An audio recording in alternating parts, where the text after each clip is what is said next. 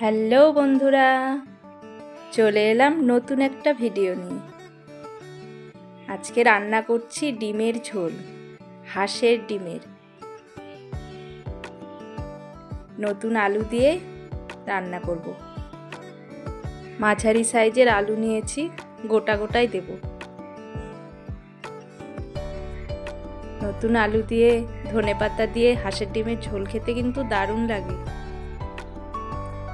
কালিয়াও ভালো লাগে, তবে আজকে আমি পাতলা ঝোলই করব। আলুগুলোকে আমি সেদ্ধ করিনি, ভেজে নিয়েই করব। সেদ্ধ করলেও ভালো লাগে খেতে।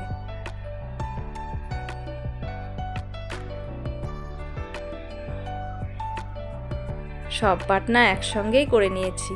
পেঁয়াজ, রসুন, আদা, কাঁচা লঙ্কা আলাদা আলাদা করে কিছু বাটিনি, একসঙ্গেই বেটে নিয়েছি।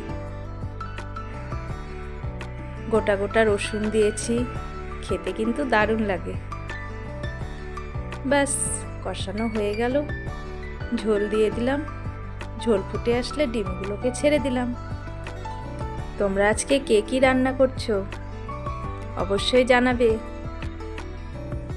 ছাদ থেকে ধনেপাতা তুলে নিয়ে এসেছি, ধনেপাতা কুচি দিয়ে দিলাম। প্রতিদিন আর মাছ মাংস খেতে ভালো লাগে না। ডিমের ঝোল, গরম গরম বেগুন ভাজা, তাহলে তো খাওয়া পুরো জমে যায়। আজকের মতো এটুকুই। রাধে রাধে।